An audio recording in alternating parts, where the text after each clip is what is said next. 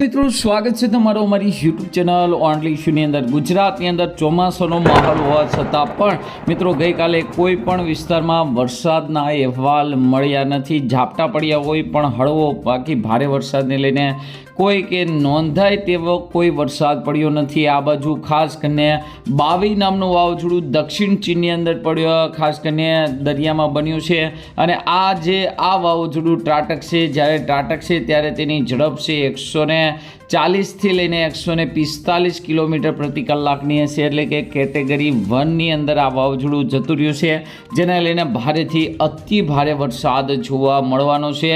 સાથે મોટી તારાજીને લઈને પણ ઘણા લોકોનું સ્થળાંતર પણ કરી દેવામાં આવ્યું છે। કહેવામાં આવ્યું છે કે ખાસ કરીને આ વાવાઝોડાની અસરને કારણે જ ગુજરાતની અંદર સહિત મિત્રો ભારતની અંદર આ તમામ ભેજ છે અહીંયા મિત્રો તમે જોઈ શકો છો કે વાવાઝોડા તરફ મિત્રો ખેંચાઈ જવાને કારણે ભારત સહિત ગુજરાતની અંદર હાલ મિત્રો વરસાદનો બ્રેક ચાલી રહ્યો છે।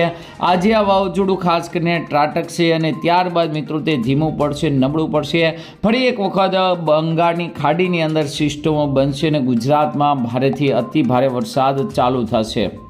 તમે જોઈ શકો છો જે મિત્રો ખાસ કરીને ગુજરાત ઉપર વરસાદી માહોલ અગાઉ જામ્યો હતો, પરંતુ ખાસ કરીને હાલ મિત્રો કોઈ મોટી એક્ટિવ સિસ્ટમ નથી, જેને લઈને માત્ર ને માત્ર અહીંયા તમે જોઈ શકો છો જે વરસાદની ધરી હિમાલયની અંદર છે તે વિસ્તારમાં જ વરસાદ જોવા મળ્યો છે। એ પણ હળવોથી મધ્યમ વરસાદ, બાકી ભારેથી અતિ ભારે વરસાદની આગાહી નથી। તો મિત્રો આજના વિડીયોમાં આપણે વાત કરશું કે ફરી એક વખત ભારે વરસાદનો રાઉન્ડ છે એ ક્યારથી શરૂ થશે તેને લઈને જ વાત કરવાના છે। બીજું આપણે મિત્રો એ પણ જોવાના છે ખાસ કરીને વાવાઝોડાની અસરને કારણે ગુજરાતની અંદર આગામી સમયની અંદર બંગાળની ખાડીની અંદર વાવાઝોડું બની રહ્યું છે, તો તેની અસર ગુજરાતમાં ક્યારે જોવા મળી શકે છે। ગુજરાતના 30% ભાગ એવો છે કે ત્યાં હજી પણ મિત્રો ચોમાસાનો પહેલો વરસાદ અથવા સારો વરસાદ અથવા વાવણી લાયક વરસાદ પણ થયો નથી, તો તે વિસ્તારની પણ આપણે વાત કરવાના છે।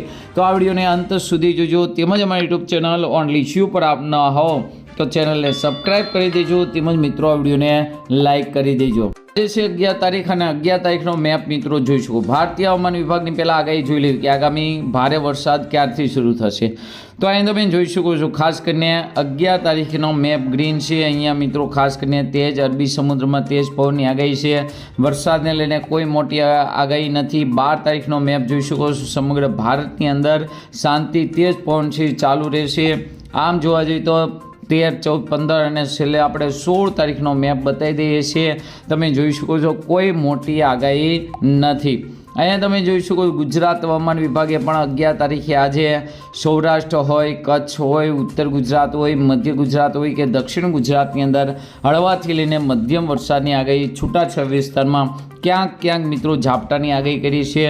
12 તારીખથી મિત્રો એમાં પણ ઘટાડો છે, માત્ર મિત્રો સૌરાષ્ટ્રના દરિયાકાંઠે અને દક્ષિણ ગુજરાતમાં આગાહી છે। 13 તારીખે પણ સૌરાષ્ટ્રના દરિયાકાંઠે અને ખાસ કરીને દક્ષિણ ગુજરાતમાં, એવી રીતે 15 તારીખે અને 16 તારીખ સુધી આગાહી છે, એટલે કે આગામી સમયની અંદર જોવા જઈએ તો વરસાદનો મિત્રો 16 તારીખ સુધીનો મોટો બ્રેક આવશે। આ બાજુ તમે જોઈ શકો જે બાવી નામનું વાવાઝોડું છે એ પહેલાં 4થી કેટેગરીમાં હતું, પછી પહેલી કેટેગરીમાં આવી ગયું। જે પહેલી કેટેગરીમાં આવે તો ખૂબ જ ડેન્જર માનવામાં આવે છે। અહીંયા તમે જોઈ શકો છો 145 કિલોમીટર પ્રતિ કલાક, અને જ્યારે ત્રાટકશે ત્યારે 131 કિલોમીટર પ્રતિ કલાકની ઝડપે ત્રાટકશે, તો જેને લઈને ભારેથી અતિ ભારે તારાજી પણ જોવા મળી શકે। ની શરૂઆત ક્યારે થશે તો તેને લઈને જ મિત્રો આપણે વાત કરીએ તો અહીંયા તમે જોઈ શકો છો હાલ મિત્રો કોઈ એક્ટિવ સિસ્ટમ નથી, અને જે વાવાઝોડું બન્યું હતું આ વાવાઝોડા તરફ મિત્રો તમામ ભેજ ખેંચાઈ જવાને કારણે મિત્રો ખાસ કરીને વરસાદ નથી, પણ તો હવે ભારે વરસાદનો રાઉન્ડ ક્યારે આવશે તેને લઈને જ વાત કરીએ તો અહીં તમે જોઈ શકો છો 11 તારીખે કોઈ મોટા ડેટા અપડેટ નહીં, 12 તારીખે, 13 તારીખે, 16 અને 17 તારીખ સુધી મિત્રો ખાસ કરીને તેજ પવન જ વાવવાનો છે, અને ત્યારબાદ મિત્રો બંગાળની ખાડીની અંદર 17 તારીખથી ધીમે ધીમે મિત્રો સિસ્ટમ છે એ બનવાની શરૂઆત થશે, અને આ સિસ્ટમને કારણે ફરી એક વખત છે ખાસ કરીને માહોલ છે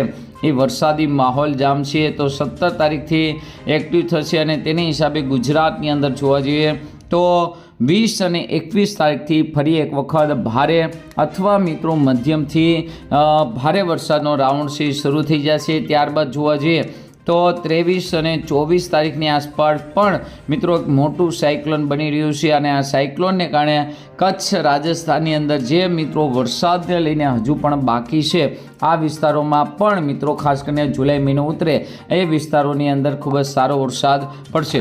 16 તારીખ 15-16 તારીખ સુધી પવનની ઝડપ મિત્રો તમને કહી દેવી કે અરબી સમુદ્રમાંથી ખૂબ જ તેજ પવન ફૂંકાશે અને આ પવનની ઝડપ છે 60 કિલોમીટર પ્રતિ કલાકની ઝડપે હશે. પરંતુ ત્યારબાદ મિત્રો જોવા જઈએ તો વાવાઝોડું છે 17 અને 18 તારીખની આસપાસ બની રહ્યું છે. અહીંયા તમે જોઈ શકો વાવાઝોડું છે ખાસ કરીને 18-19 તારીખની આસપાસ બની રહ્યું છે.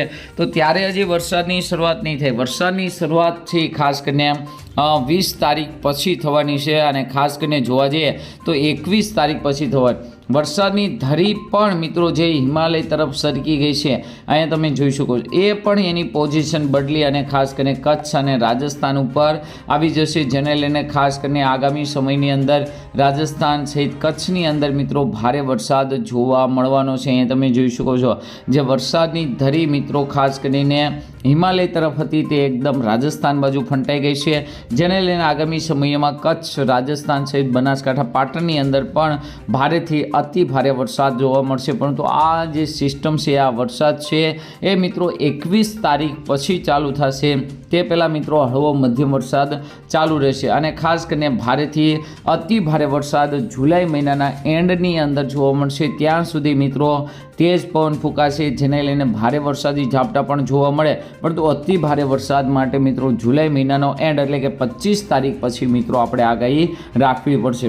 તો આજના વિડીયોમાં આટલું જ. અસ્તુ. જય હિન્દ, જય ભારત.